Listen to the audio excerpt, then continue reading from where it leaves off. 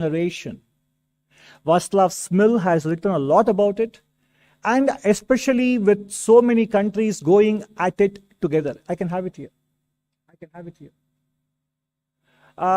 Especially with several countries attempting net zero at the same time and trying to achieve energy transition, it is going to be a major issue in terms of resource availability, etc., etc.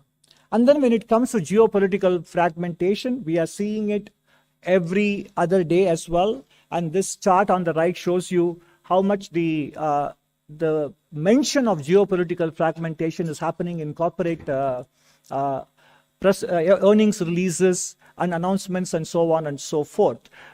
From a bipolar to unipolar to multipolar world and different blocks emerging, etc. It is something that will be with us for some time. So these are the 4 headwinds that did not, for example, affect East Asia. Japan, East Asia, or China, when they were making their transition from lower income to higher income countries, they didn't have to face these headwinds. From 1979 to 2015, China, for example, did not have to worry so much about geopolitical fragmentation, climate challenge, and global trade. Globalization was at its peak. So we have to now chart our path to Viksit Bharat amidst these headwinds. That is why domestic growth becomes very, very important. Now we first quickly go through the state of the economy where we are, which is covered in chapter 1 of the economic survey. There is momentum in the economy. In fact, we are now 1 quarter in the new financial year, and even high frequency indicators are telling us that the economy is carrying on the momentum that we have seen until the end of March 2024, when we grew at 8.2%. So the average growth rate in the last 3 years up to March 24 has been around 8%. And as we write in the survey, real GDP is 20% above the pre-pandemic levels. And the growth has been contributed to by a steady maintenance of the share of private consumption. Capital formation is beginning to recover as we would expect post-COVID and post-balance sheet repair. And exports are doing quite well under the circumstances as well. Of course, some of you might say this adds up to more than 100. But that is to remind you of the fact that it is not subtracting imports here. So otherwise, it is not net exports, it's only exports, so it's a gross number. And investment is being driven by not only by public sector capital formation. Both union and state governments have clearly been spearheading the capital formation. But let me also tell you that private capex has been growing. Private capex has recovered after the stagnation or decline we saw in 1920 and 2021. They did pick up in 21-22 and 22-23. Of course, some of you might go into the granular details available and say that private capex formation picked up strongly in the dwellings aspect and not in the machinery and equipment and intellectual property products. But even that, post-COVID. So because if you look at the national income data, you can see the breakdown of private capital formation into these 3 components: dwellings, machinery and equipment, IP products, etc., intellectual property products. The recovery is beginning to come through in the latter 2 areas also, which is what exactly will be driving higher quality jobs. And household savings in physical assets has improved, and we have written enough about it. Households are not in distress. Households actually are investing in financial assets, which have done very well. Especially in the last 4 years, the foray of retail investors into stock markets through systematic investment plans, through mutual fund investments, has been quite prolifically documented. And our national income data do not record these at market prices. And that is the reason why there is a feeling that financial liabilities have grown faster than financial assets of households. But financial assets of households are not marked to market. So households are doing quite well in the aggregate. And if you also see the default statistics of small ticket loans, etc., they do not flag any signs of distress. And I have also written about them in occasional columns, etc. When it comes to the agricultural sector, which is the topic of a usual special chapter, and also a box item in the economic survey in chapter 5, of course, the food grain production in crores of tons, 329 million tons, Slight decline compared to the previous year because of the erratic monsoon. And also, let me tell you that this year, we will see a chart later, the monsoon is not exactly proceeding as the IMD told us before the monsoon season began. And while MSPs have been ensuring remunerative prices, we also need to encourage crop diversification with our MSP policies going forward. And that is why I would like to draw your attention to the box item in Chapter 5 as well. Industrial production, you can see a broad-based acceleration in all possible areas for the FY24, 9.5%, recovering very smartly from the overall growth of 2.1 in FY23. And the PLI schemes so far have garnered 1.28 lakh crores of investment, exports boosted by 4 lakh crores, employment generation of over 8.5 lakhs. So in that sense, the PLI schemes is actually gathering momentum, and the results are evident in several product areas such as electronics, pharma, etc. The PLI scheme is beginning to deliver very handsomely on key areas. The logistics performance is also contributing to the export resilience. Some of us might be wondering, what is the export resilience when the merchandise trade value growth appear to have declined in FY24? But you take away the petroleum products and gems and jewelry exports, even merchandise exports actually went up by little under 2% in FY24, apart from services growth. Whether it is the highway construction or in terms of the introduction of new trains and the waiting times in toll plazas, and the number of airports doubling in the last 8-9 years compared to how much we had in the previous 67 years since independence. Container turnaround time at Indian ports, in fact, the seaport statistic, which is covered in the external sector chapter and the services sector chapter, we do talk about the fact that the seaport turnaround time in India is even doing better than some East Asian ports as well. And the pace of railway electrification has also been quite strong. So there is clearly a cumulative and the lagged effect of logistics infrastructure contributing to export resilience and also overall economic efficiency and the relief of supply side constraints. Services export growth, the story of the global capability centers is very well documented, but this captures all of them in one place.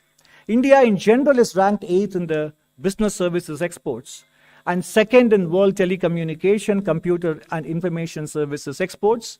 And overall, India has a 4.3% share.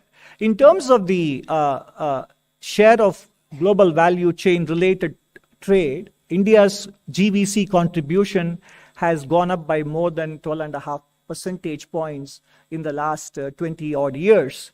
And the remarkable growth of the global capability centers, starting from the number of centers rising threefold, and in terms of the installed GCC talent, in terms of number of employees, going from 400 to 3,400 in terms of the number of GCC centers operating in India. So clearly, this is one area which might be not only somewhat immune to the introduction of technology, but may actually benefit from it.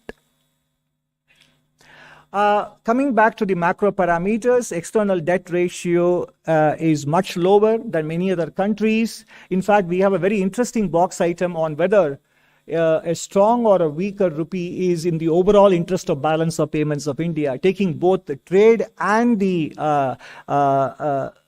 capital flows together. From a BOP perspective, what kind of currency stance will be of help to India? It's an empirical exercise. It doesn't have any ideological preference on our part. We simply have recorded what the data tell us. It's very interesting, given that India has a very low external debt ratio. A weak currency doesn't hurt.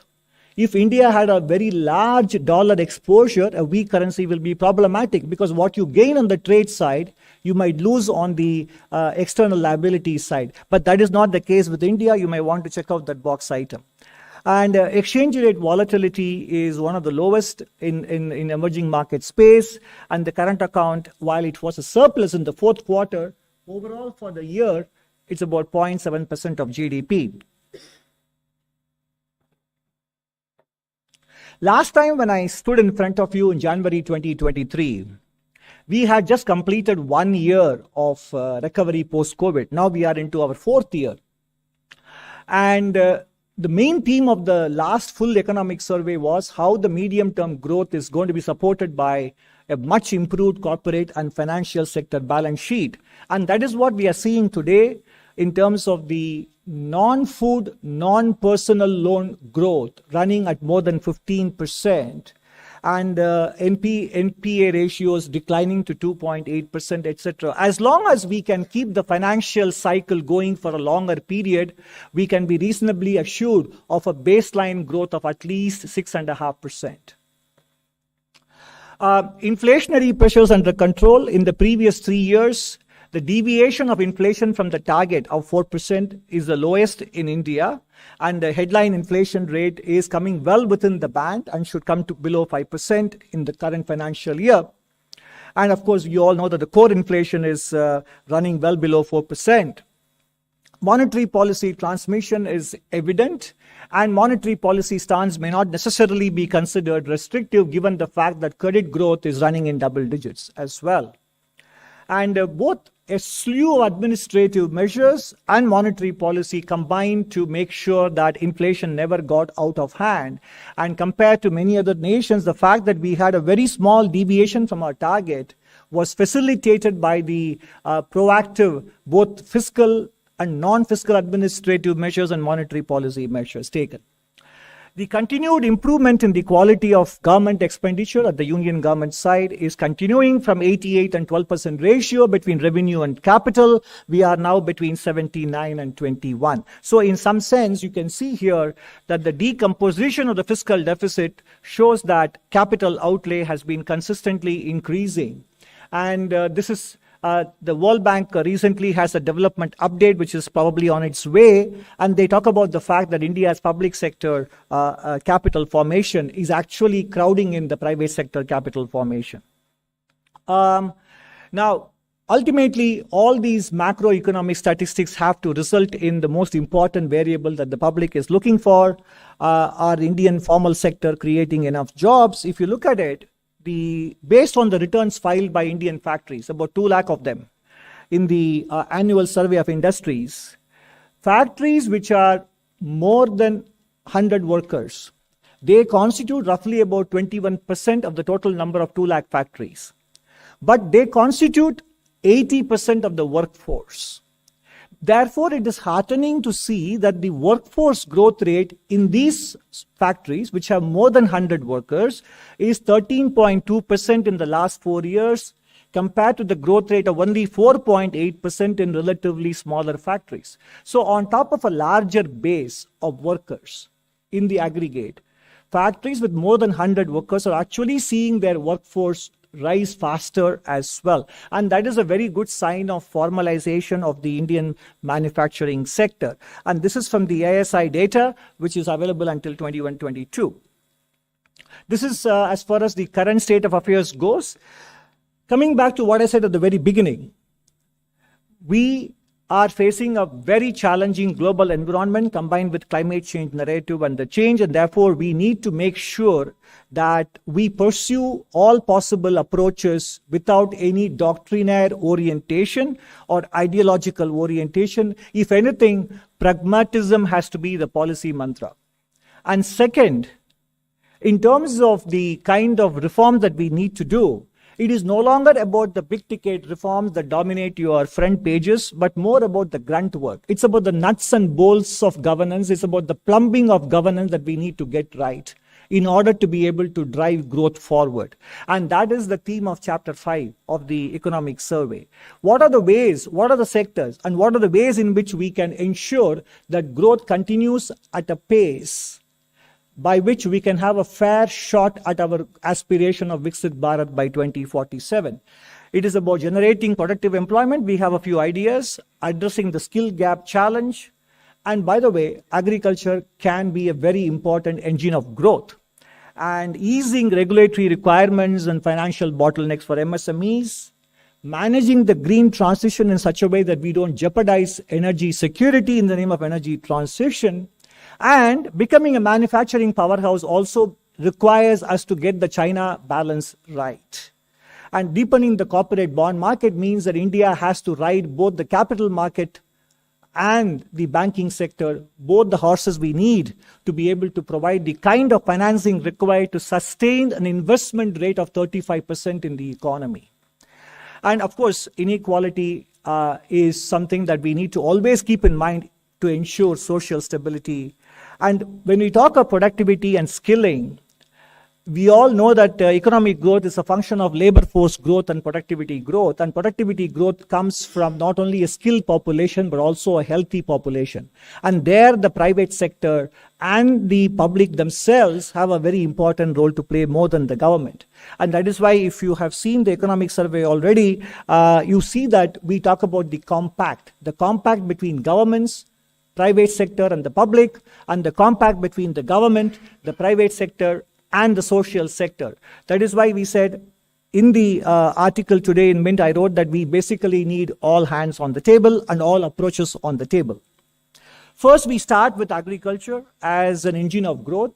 Standard economic theory would tell you that as economies progress from lower middle income to middle and upper income, we vacate the primary sector and we graduate towards high-end manufacturing and then services.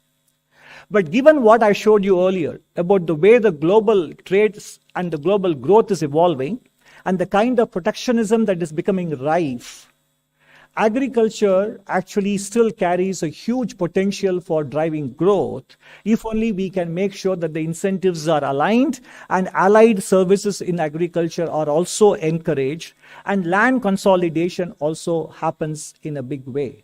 Because more than 85% of the land is only about 2 hectares or less. And this has been coming down. The average land holding size has been coming down since the 1970s. And this is an action area for state governments because mechanization and technology adoption are not economical under less than 4 hectares. I believe Economic Survey 2007 wrote about it, and that still remains true. And that is also necessary for boosting the average yield in many crops in India, which are at least about 20 to 40% below global levels, whether you talk about tomatoes or onion or cotton or other vegetables, etc. We can do better. And in fact, we are not even comparing the global best in class. Even the average yield, there is a gulf. And if we can bridge this gulf, we not only ensure domestic food security, but also can become a very important global exporter in the food area, which also gives us strategic advantages.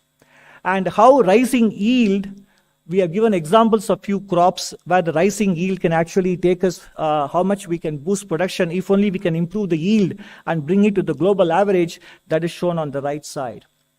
Now, this chart you may have to remember when we come to the end of the presentation as well. This is the monsoon data until about 20th of July from June 1st. This is a 45-degree line, and if you are below the line, basically the rainfall is on the deficient side. Some of the key areas which are very important for grain production are actually receiving deficient rainfall. If you look at the IMD website, you see Southern Peninsula is very large surplus of about 26%. And northern plains about -12, and also eastern and northeast about -14. So you see that the spatial distribution, and we have been writing about it in the monthly economic review, that we need temporally and spatially well-distributed rainfall season.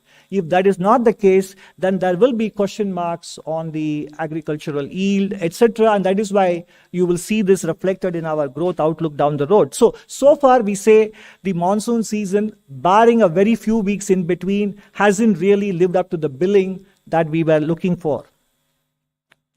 And talking of agricultural diversification, you can see that livestock, forestry and logging, and fishing and aquaculture have recorded a much higher growth than the traditional crops. So ultimately, like farmers, like everybody else, respond to price signals and other incentives. So if we can make sure that through a combination of policies, that we can actually incentivize them taking up other areas of allied agricultural activities, moving away from grains, we will make our farming both remunerative, climate friendly, and also water friendly.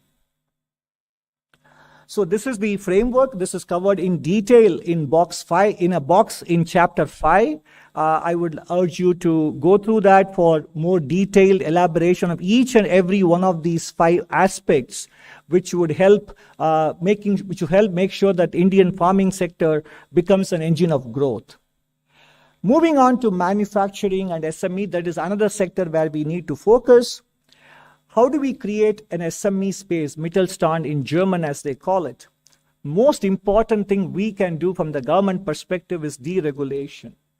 Threshold-based incentives must have sunset clauses, but more importantly, much of the action is required at the state government level and local government level as well, which is where much of licensing, inspection and compliance, the LIC acronym, is very important to loosen the grip in the local government level. And then when it comes to skilling, most of our entrepreneurs are very instinctively entrepreneurial, understand their business and customers very well. Where they need trainings with respect to financial management, working capital, inventory management, etc. So targeted interventions will have a big bang for the buck in terms of boosting their productivity. Other important aspect of the LIC being loosened is that most of the small enterprises have very limited management bandwidth. So if we can kind of reduce the compliance burden on them, we also release the bandwidth for them to focus on growing their business and also focusing on their human resource endowment as well. And that is what will make India's lopsided distribution of enterprises. Too many micro, some large, but a huge gap in the middle that needs to be plugged for us to raise the manufacturing share of GDP and the manufacturing employment share as well.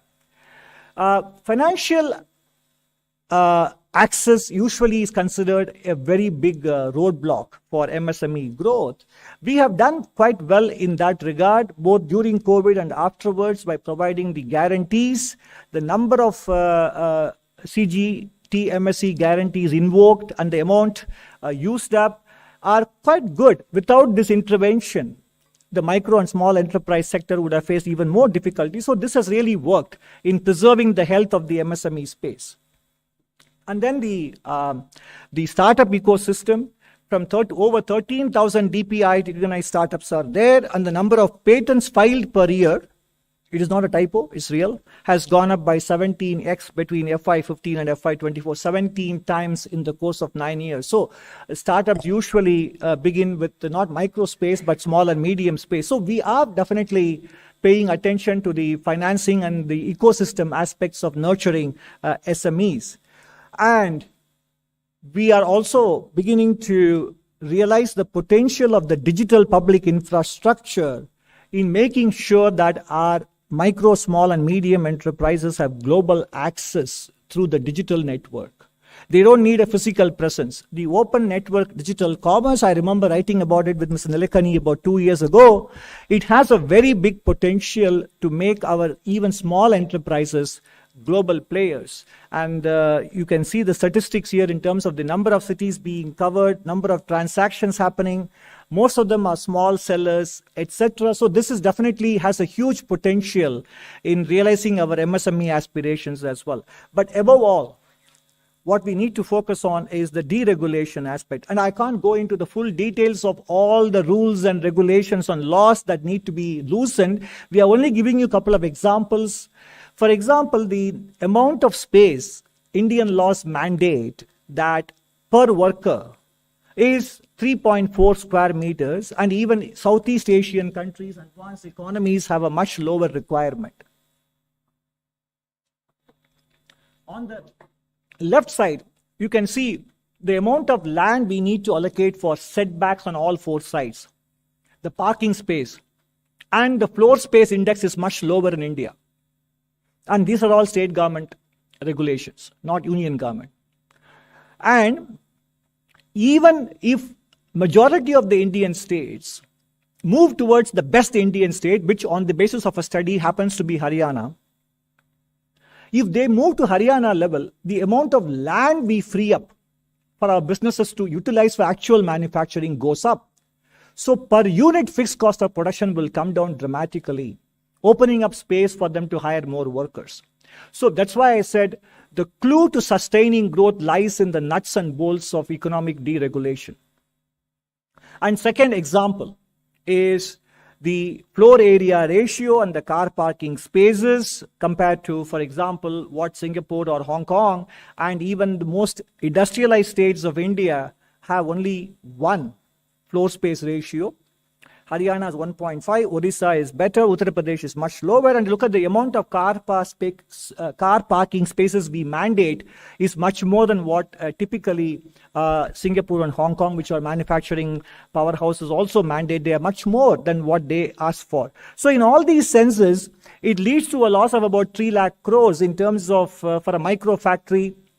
And for a mega factory, it's about 3.2, micro is about 2.7 lakhs, etc. So there is a huge sort of low-hanging fruit here in deregulation from the point of view of boosting economic output.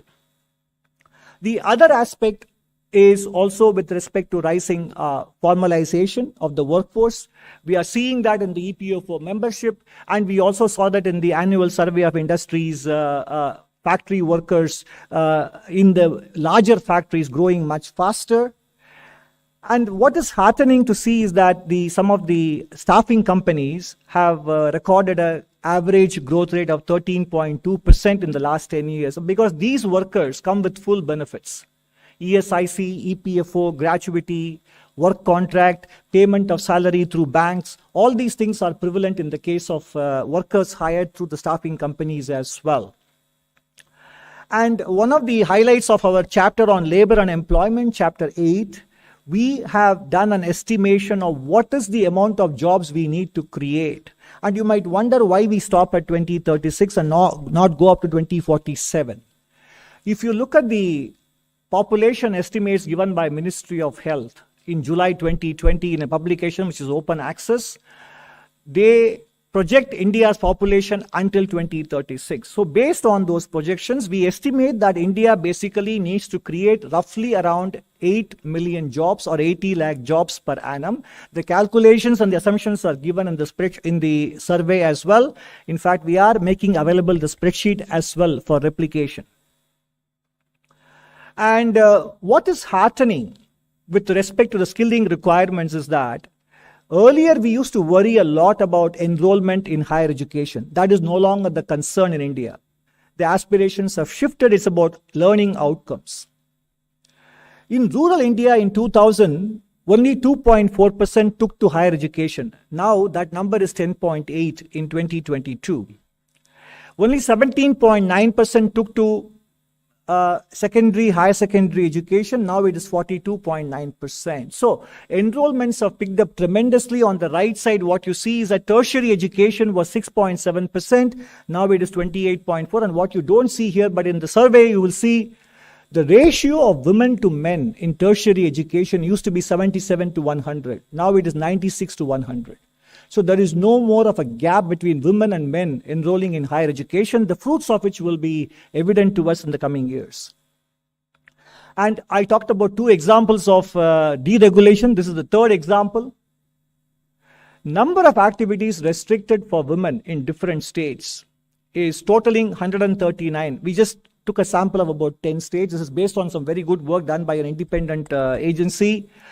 So when we talk of boosting female labor force participation rate, boosting production, etc., again, this is in the realm of state government. Some of these restrictions are preventing women from participating more in the labor market.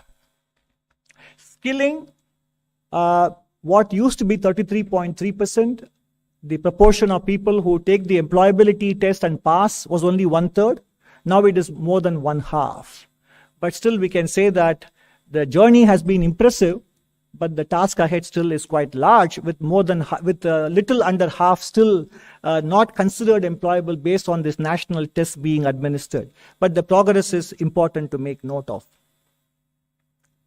The other aspect that which I have written about in the preface and also is importantly covered in the chapter on employment and labor Artificial intelligence, apart from its extremely high energy intensity and requirement, which is covered in the discussions on climate chapter and in the special essay in chapter 13, the impact of AI is still not very well understood across the world.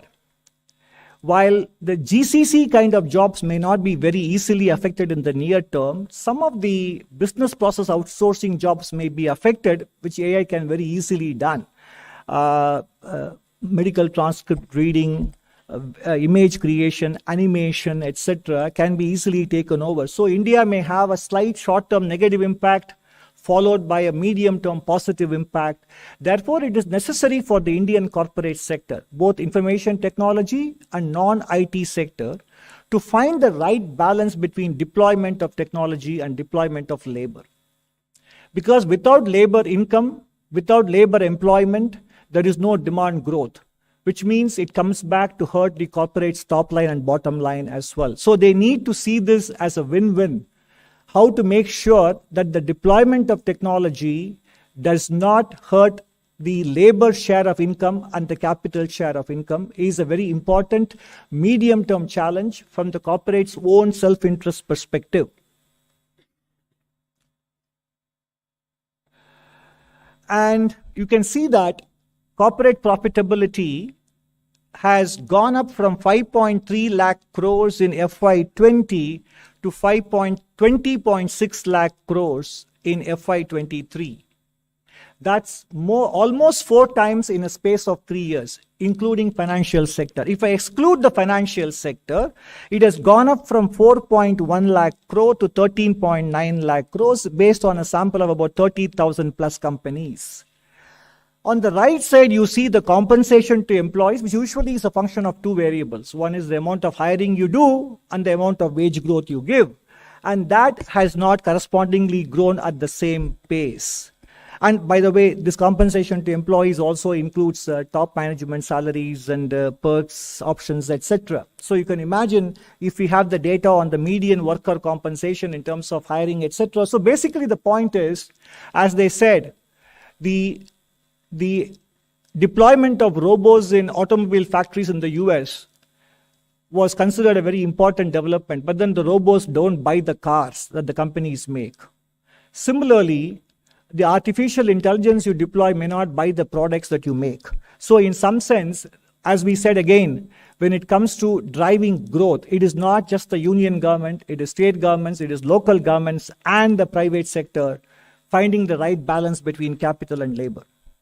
And more importantly, to get the manufacturing right, the China challenge that India has to deal with. In terms of India's trade deficit with China, much of it comes from capital goods products, which means they are important inputs into our production process. And the trade deficit is roughly around $87 billion as of now. And trade diversion by the West away from China can actually cause India to widen the trade deficit. Indian industries will be placed as intermediate suppliers between China and the West, and the drive for enhanced manufacturing capacity within India may also make us more dependent on capital goods, because Chinese capital goods manufacturers have also eliminated competition in Europe elsewhere. So we have no alternative choices to depend on. And in the near term, the negative capacity utilization change, i.e. idle capacity in China on the left, and more strangely or somewhat disappointingly, their willingness to stay in the low-skill manufacturing, low-intensity manufacturing, despite making considerable progress in battery technology, electric vehicles, etc., high labor content, low value added, and low skill manufactured goods, they are still very much present, and they are rising as well, whether it is knitted apparel, footwear, leather, etc. So you take both these things together, this could be one of the risk factors making India's capital formation grow more slowly than otherwise. So given this, if we continue to import goods from China, given that they have excess capacity and they are also considerably foraying back into low-skill manufacturing, the trade deficit will only continue to widen. Therefore, we need to strike the right balance between import of goods and import of capital, i.e. FDI. This is also a box item in chapter 5. Brazil and Turkey, for example, they raised barriers to imports of EVs from China, but incentivized FDI from China for EV manufacturing in their countries. So this is the kind of balance we need to figure out as well. Coming to climate change, which is the topic of chapter 6 and the special essay chapter 13, look, nobody is in denial, especially those of us living in Delhi can very well understand that climate change is a reality, global warming is a reality, and it is mostly anthropogenic. There is no question about that since 1980s. But the question is, life is only about trade-offs. Whether it is personal decision-making or economic decision-making, it's about trade-offs. We have to recognize that if we go too fast into renewable energy, we become overly dependent on single country for the resources. Technological challenge is still there. There is not enough storage in the world for renewable energy, and you need backup from fossil fuel energy in the night when there is no sun and when the wind doesn't blow. And India is a relatively scarce in usable land, which is required for multiple purposes. And there are fiscal implications in terms of tax revenue foregone and freed revenue foregone from fossil fuel transportation or fossil fuel sale. And what about labor displacement, which is currently employed in the traditional energy sector? And what happens to stranded assets impairing bank balance sheets? And given that we are investing a lot in public mobility as well, we need to strike the right balance between e-mobility, which is personal in nature, and public transportation like metro, rail, etc. So these are the multiple considerations we need to factor in when we pursue our energy transition. And first point I mentioned about resources constrained. The red color is very ubiquitous in this slide, and you can see that the dependence on China for cobalt, lithium, graphite, given their processing capabilities, geographical concentration of refined products, and as well as dominating in the downstream and mainstream EV supply chain. This is a reality. And there is an article in The Economist in May which talks about some solar wafer making equipment being exported to India, being delayed, etc. So between modules, cells, and wafers and polysilicon, we have made some headway in solar module manufacturing, somewhat less so in solar cell manufacturing, but wafer, we are in the early stage. But the wafer making equipments have to come from China. So in that sense, we need to understand all these dimensions as we manage our energy transition as well. And look at the amount of revenue we generate from coal-free transport for the railways, and the amount of tax revenues we collect between center and states by selling petrol and diesel. It's about 7.5 lakh crores every year. So the speed with which we abandon ICE engine-driven vehicles will also impact sale of petrol and diesel, and therefore tax revenue. And on top of it, we subsidize renewable energy. Moving on, in terms of land availability, also apart from when we talk of energy transition, we always focus on new supplies, alternative supplies, wind energy, solar energy, nuclear, etc. But the source of energy demand has to be addressed. And surprisingly, in the West, food feed balance is a very important source of energy demand. And therefore, the amount of land that gets freed up in terms of and India actually is a good example in making sure, as we'll see in the next slide, India actually has a much better balance in terms of food versus feed, in devoting the amount of land we need for feeding the population and feeding animals. So the land that is freed up in having a better diet mix will go towards making land available for renewable energy. You see the chart here. India has a very low share of cereals allocated to animal feed. Animal feed consists of mostly human inedible food, but in the developed world, most of the land is being utilized for generating food, which goes to feed either industrial uses or meat production. The important thing here is that if the rest of the world were to follow the same principles as the West, we simply don't have enough land to feed our people, to feed our animal, and to provide for renewable energy, and to provide for industrialization and manufacturing growth. So again, it's a question of finding the right balance. So as I said at the very beginning, Policy is no longer about whether we do energy transition. Policy is no longer about whether we grow manufacturing. Policy is no longer about whether we do skilling or employ more women in the workforce. All these things need to be done. But how is the key issue. That is why, as I said, the mantra for reforms is all about grunt work. And that requires a tripartite compact between industry, government, and academia. When I say government, it means governments rather than government in singular, union, state, and local. And as far as the private sector is concerned, on the left, abandoning short-termism, focusing on job creation, investment in R&D, because Indian private sector has a very low R&D investment, and carefully deploying capital and energy intensive technologies. AI actually is highly energy intensive. And both many of the major IT companies in the world are pushing back their net zero commitments because of their AI data center deployment. And also, the private sector has a responsibility to shape the design of higher education. And also, more importantly, when I spoke about the health of the Indian youth, some of the kind of food products that the Indian private sector markets to our youth have a detrimental impact on long-term productivity of our youth as well.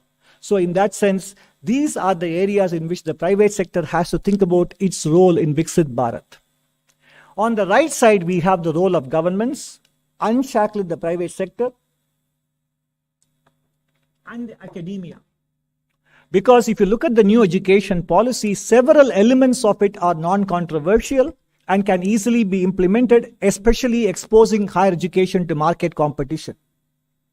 Introduction of key reforms, which I mentioned, where you can find them in the economic survey, and more importantly, displaying an awareness that the global environment is more challenging than what our contemporaries found when they were growing, and encouraging more cooperation, communication, and fostering trust between the government and the private sector. Now, we may have written 476 pages, but you will focus on only one paragraph in chapter 1, State of the Economy. That's the reality, which is the chapter 1 and the last para on what is the growth outlook and why, when everybody is saying 7, 7.2, etc., why is this guy saying 6.5 to 7? We are not pessimistic. We are actually very optimistic about growth, but we are also mindful of the challenges which I listed to you, about the way the monsoon has progressed, about how, since we wrote the interim economic survey, so to speak, in January, where we were more confident about 7%, since then the global environment has become even more polarized. And financial market valuations are much more elevated. So given that we feel 7% is doable, but yet we want to be not necessarily cautious, but somewhat prudent in projecting, we would rather be very pleasantly surprised than being forced to face disappointments. And that is why we are projecting a growth rate of between 6.5 and 7.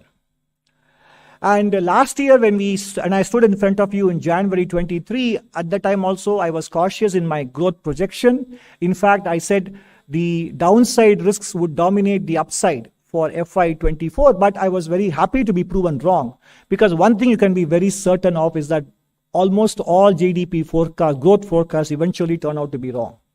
And that is the reality, whether it is the international institutions or individuals or economics division in DEA in Government of India. But we have to give an estimate to give a sense of direction, and we feel that while 7% is eminently doable, there are some risk factors given the way the monsoon has shaped up, and financial market risks are rising in the developed world with the spillover effects on India and also the global geopolitical environment. And these are the risk factors I just now mentioned to you. But one thing we are very clear about, I don't know how many of you have heard of the Stockdale paradox. If you haven't, I encourage you to pick up a copy of Jim Collins' Good to Great and read about the James Stockdale paradox, the American military officer who was captured by the Vietnamese rebels, but who managed to survive his detention in Vietnamese prison and came out alive compared to many of his contemporaries. So that is the Stockdale paradox. And the paradox is that we are upbeat about India's prospects. but we are also aware of the challenges and the external environment and the headwinds that we find ourselves in.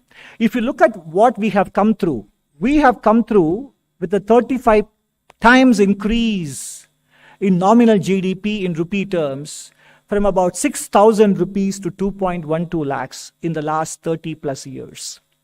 In dollar terms, despite rupee depreciating by about 3% every year, we have come from $348 to $2,500. So we have come through different global environments, different domestic environments, different political arrangements, etc. And still the long-term trajectory is very clear. So we can get where we want to get, and we will get there far better if we are aware of the kind of challenges we face. And that is the core message of the economic survey as well. And let's also be very clear that India is extremely unique. And this word unique is cliched, very widely used, but it very well fits India. No country of this size in terms of geographical spread, population size, has managed to attempt the kind of transition or transformation within the democratic framework with 28 states, multiple languages, and a hugely ancient civilization, etc. And the country internally has many different countries within it. So we are attempting a transformation to become a developed nation, given this kind of context we have and given the kind of global headwinds that we face. And therefore, we remain very upbeat, but we also are aware that we need to basically do the detailed grunt work that will take us from here to there. Because what brought us from $348 to $2,500 in the last 30 years, when the world was very different, will not be the one that will take us from $2,500 to $10,000. And that awareness is what we try to convey in the economic survey. Thank you very much. Thank you very much, sir. Now it's time for question and answers. I will request you to introduce yourself with organization before asking the question. Number 11, please. Good afternoon, sir. I'm Ruchi Bhatia from Bloomberg News. You did tell us that the economic survey is more conservative on growth, but in the economic survey fine print, you have said that the private sector investment is still very cautious. What are the key reasons for it? That's number one. And secondly, while you've put out an estimate for 8 million jobs that will be needed in the non-farm sector, if private sector investment continues to be weak, how do you expect these jobs to be created in the economy? I did not say the private sector investment is weak. On the contrary, my slide showed that private sector capital formation has picked up in the last 3 years. In fact, I specifically mentioned that investment in machinery and equipment and intellectual property products have recovered more in the last 2 years, or in line with the growth in public sector capital formation. I said that private sector it's a risk factor. It is not a baseline scenario. It is a risk factor that if seeing the excess capacity in China and seeing the way the global environment is evolving, if the private sector were to turn cautious, and by the way, when it turns cautious, it doesn't mean that there is an absolute decline in capital formation, but the growth rate may slow. In fact, one of the slides we showed, the private sector capital formation on the basis of the data available from a small sample of 3,000 plus companies grew by 20% in FY24, 19.8%. Now, in FY25, it grows by 12% or 15%, let's say, for example. You might say that the growth rate has slowed down. We are not saying that the private sector capital formation will not expand. What is the question? Million jobs need to be created in the non-farm sector. I mean, which are the areas that you're looking at where these kind of jobs will be created? Also, if only 50% of the graduates are employable, how big a risk do you think will it be for the new jobs and, of course, the kind of skill sets that the kids will need to have? So we mentioned in our survey, the chapter 8 also, all the steps that government is taking towards generation of employment.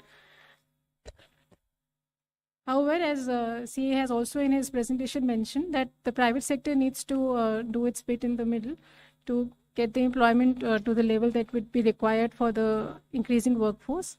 Also in the chapter you will like to go through, you will see that we've suggested two important areas for further taking up, like the care economy and the agro-processing sector as some examples, which anyways government is taking a lot of steps and which with the help of the private sector can further be strengthened.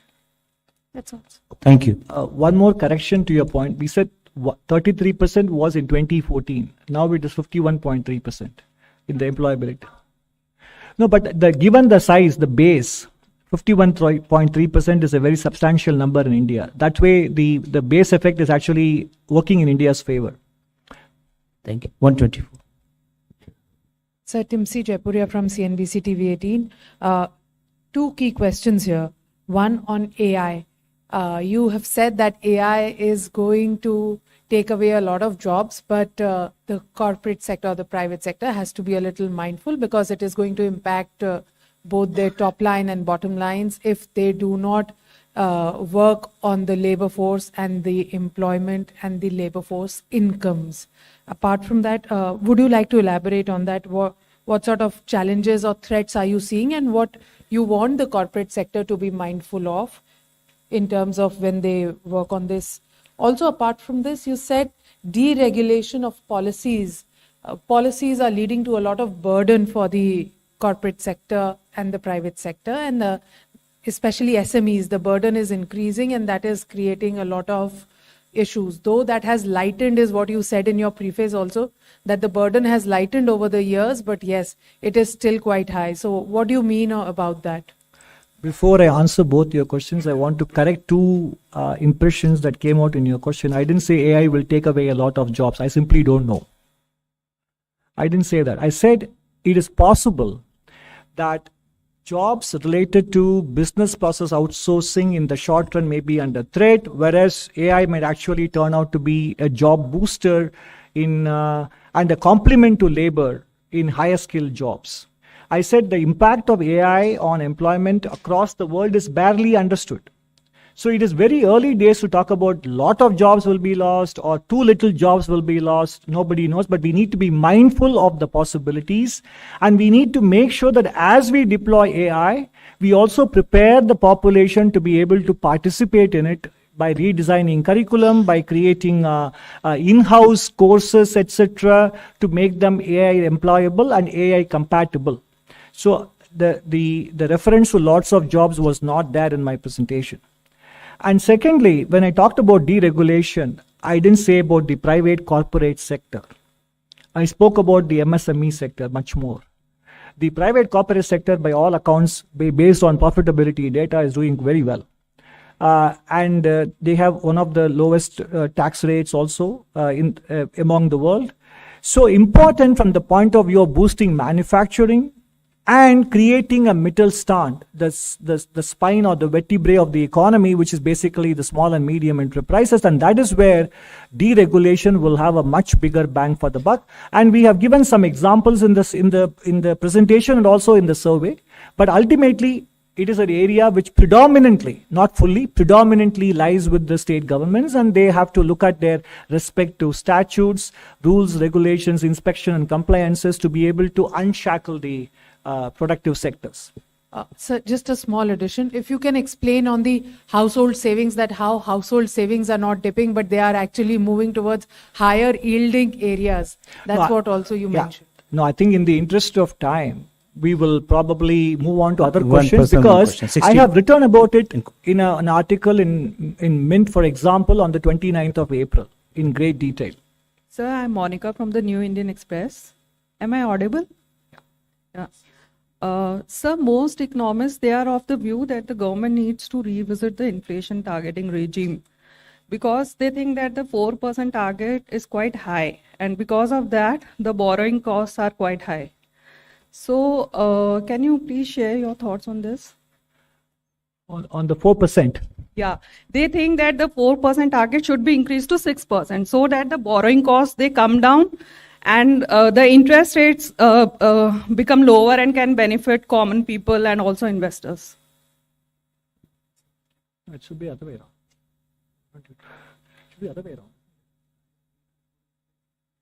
Yeah, we actually create even I think we seem to be having some difficulty in understanding the very premise of your question. If the inflation target were to be, say, increased to 6, then the real rate being around 1%, then the nominal rates have to be at 7.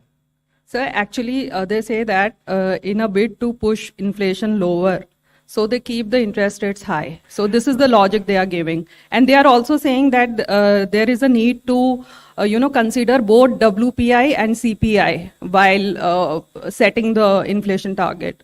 So if you could give some clarity on I this. think probably this is a question better addressed at a Mint Street press conference in Mumbai. Thank you. 126 पीछे जाइए. हाँ. Sir मैं लक्ष्मण हूँ CNBC आवाज से. Capital market को लेके economic survey में कहा गया है कि the significant increase in retail investors in the stock market calls for careful consideration. मेरा क्वेश्चन ये है कि इक्विटी मार्केट के रेगुलेटर या फिर फाइनेंस मिनिस्ट्री से इकोनॉमिक एडवाइजर का क्या सजेशन है, किस तरह का रिकमेंडेशन है इस कैपिटल मार्केट में जो रिटेल इन्वेस्टर्स का पार्टिसिपेशन बढ़ रहा है उसे. So there is no problem with the participation of retail investors in the capital market. It is a very healthy thing. It has actually created a very good buffer for Indian markets in general, given an additional saving option or additional deployment of savings for our households in the last 4 years. So capital market participation by retail investors is a very healthy and a very welcome thing. The issue is in what kind of capital market participation that they are engaging in. Speculative trading in futures and options is something that I have commented upon earlier, and that's exactly the point that we are driving at, because they are not exactly benefiting either the households or the purpose of capital formation in the overall economy. 71, please. So Meghna Mittal from Money Control. You said that because in view of the current challenges that are there in the global environment space, lot of heavy lifting will have to be done on the domestic front in terms of growth. But do you also think that especially in agri growth and in the rural consumption, that can pose a significant challenge, especially because the monsoon has also not progressed the way the IMD had predicted? So what was the question? Was it a statement or a So question? I'm asking that on the because the lot of heavy lifting will have to be done on the domestic front, rural consumption and agri growth, can they pose a significant risk to the global to the domestic front as well?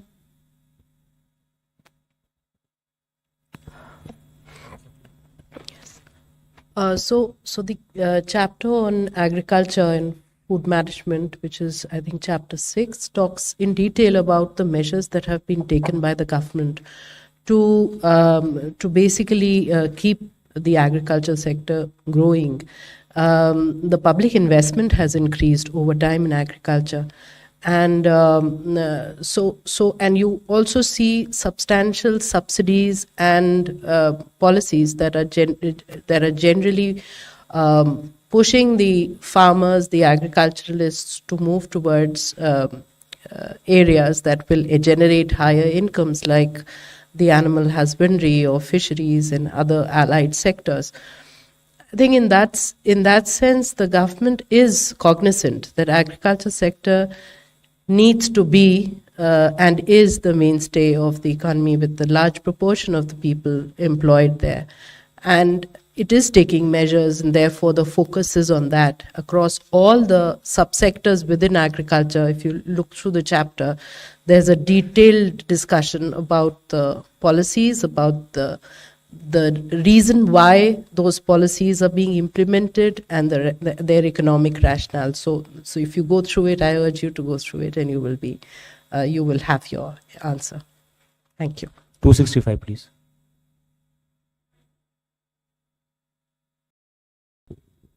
Hi, good afternoon, sir. I'm Kriti from Informist Media. So we saw a common thread running through each of the chapter was expansion of data collection and better statistical system. You mentioned that there's a need to update the IIP. There's a need for state variant of similar indices. So what would be the roadmap for that? And is there a timeline for each of these stepping stone for overall overhaul of the statistical system? And second, just one more question. You mentioned that despite good credit rating, India's sovereign green bonds have not garnered the kind of greenium you would have expected. So what do you think led to that, and how that could be fixed and so that it is more attractive for the private players? Thank you. Sorry. On the first question on the statistical systems, all I can say is that the work is underway on all those aspects, and soon you will see these things becoming a reality in terms of newer indices with newer weights and newer components, etc. That is, work is very much underway at a brisk pace. By the way, the greenium issue is not peculiar to India. The greenium issue is an issue that plagues, and Chandini can correct me if I'm wrong, all green bond issuances across the world. It is not that there is something lacking in India's offering. In fact, we have a very high green rating. And I'll ask Chandini to supplement it. And therefore, it is about the private capital across the world and in India being willing to walk its talk on saying that we are interested in investing in green projects. It is not that India is missing something. Please. And I just want to add here that the greenium for India has not been that low. In fact, it is fairly of the same order that you will find elsewhere as well. I think it was the initial year, this is one of the first issues. We've just had it in 22-23, and then last year in December and November, December, and I think as we progress, this would improve. Our sovereign green bond, in fact, has been rated medium green by Cicero, which is considered to be very good. It's a very robust evaluation of the framework that we have in place, and we've delineated various activities that we consider green. We are going to come out with a post-utilization analysis. So it's a fairly robust framework we have, and I think it is only going to improve as we move forward. Thank you. 266.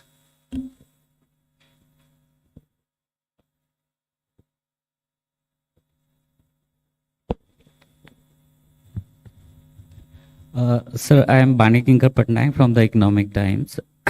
Sir, this survey seems to have rooted for targeting inflation without food. While you have a point there are counter views also. Some people say that with more than 40% of the CPI outside any targeting framework, can it really be called an inflation targeting framework? Also, there are, views that large and persistent food shocks can spill over to non-food segment also. So, sir, how would you respond to these concerns? I would say that these are very fair questions. But more importantly, as the box item also explains, ultimately, if you look at monetary policy, it is a short-run macro aggregate demand management tool. It is not a tool to manage aggregate supply shock. And food shocks are predominantly supply shocks. So it is a tool that is not designed to address that. And also it is in a way, it's a bit unfair to burden a central bank with controlling the inflation when it contains a component that it is not under its control. So if I am given a target over which I have no control, if I were in the private sector, I would actually be talking to my management and saying that I can't do anything about it. Then it requires somebody else to pitch in, and they may or may not pitch in. And somebody else also has other considerations and stakeholders to consider. So in that sense, what the survey has done is to put this idea on the table. And by the way, several countries, when they were targeting inflation, this debate came up. Should they target headline or core inflation? Ultimately, because food and energy are mostly supply shocks. So this issue is not peculiar to India. And secondly, as we grow, as we become $7 trillion, $10 trillion economy, the share of food will come down. At that time, then the distinction between headline inflation and core inflation will disappear. So even in developed countries, despite the fact that food and energy shocks were relatively smaller in terms of weights, even there, this discussion has been very rife about what is the appropriate inflation metric to target. So for a large developing economy with a huge share of food item, even though it has come down over the years, it is a very relevant question to raise. 277. Hello, sir. Ruchika this side from Business Standard. Very interesting survey. One of the things that the survey talks about is that tax policies will play a critical role to tackle inequality. So, does it mean that, are you suggesting we should have higher tax on rich or some sort of a surcharge on super rich? And the second thing, if you can please explain what the survey means when it says that financial sector needs to support the banking sector. You've also talked about how India can ill afford over-financialization. What do you mean by over-financialization? Thank you. So the first point about the tax policy can play an important role in handling inequality. Is that right? Yeah, I mean, this is something that is widely debated. We have a progressive rate of taxes in both direct and indirect taxes, and that is what we mentioned. And ultimately, it also has implications over how we tax income versus how we income from labor and how we tax income from capital, etc. So that is those are the underlying questions behind that statement, underlying angles behind that statement. And over-financialization is exactly what I mentioned in response to an earlier question, is that when the pace of financialization of the economy or financial innovations in the capital markets is running faster than economic development, usually, and the Asian financial crisis is a classic example of that, usually it runs into trouble. So the introduction of derivative products, single stock futures, single stock, these are all things that for a country of this per capita income size, obviously is a very good financial innovation, but probably a little bit too early from the point of view of what it means for the underlying savings habits and channeling those savings into capital formation. So my response to an earlier question about F&O is exactly the example of the over-financialization we talked about. We will take last two questions. 280 piche dejiye. Sir, Tarun from Z Business. Sir, first of all, sir, very innovative, very creative report, sir. Sir, you mentioned about the CSR things, sir. Sir, what you want to say in this report, sir? Because you mentioned the corporate has the more responsibility towards the CSR. Secondly, sir, the food inflation part, sir. Do you think it's a big risk, because we have seen in the past about the tomato prices, potato prices and onion prices? Do you think it's a major concern, especially for the food inflation sector? Come back on it.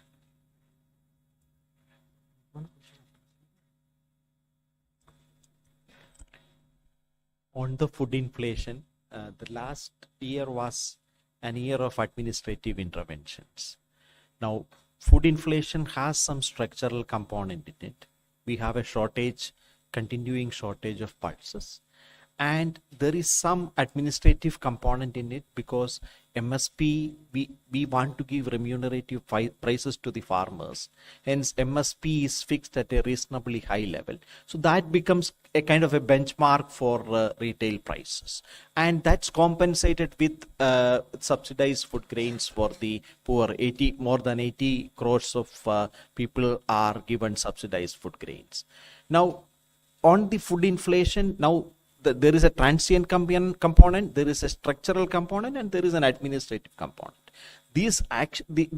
All these three components can be addressed in the short run with administrative actions. You might remember when the tomato prices rose highly, and the government started procuring from the surplus regions and distributed it in the deficit regions, and that kind of cooled the tomato prices. Likewise, when onion prices were showing signs of increasing, the buffer stock norm was raised.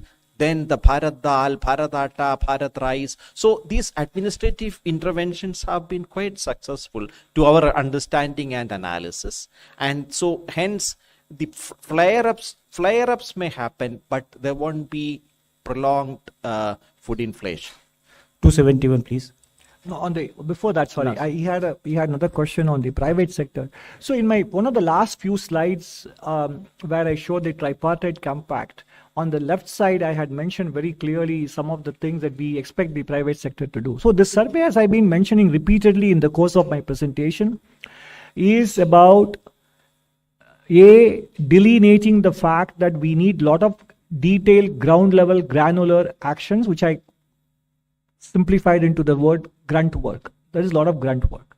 But the grunt work, usually people immediately turn to the government and say what the government should do. I'm saying there is action required on the part of the government at the center, government in the states, local governments, and more importantly, the private sector as well. Because that is where the action is in terms of job creation. Governments are responsible for facilitating them by deregulation, by making it easier. For example, we gave the example of the restrictions on women being employed in several sectors, between day and night shifts, etc., land use restrictions. Those are all the ways in which the governments can help.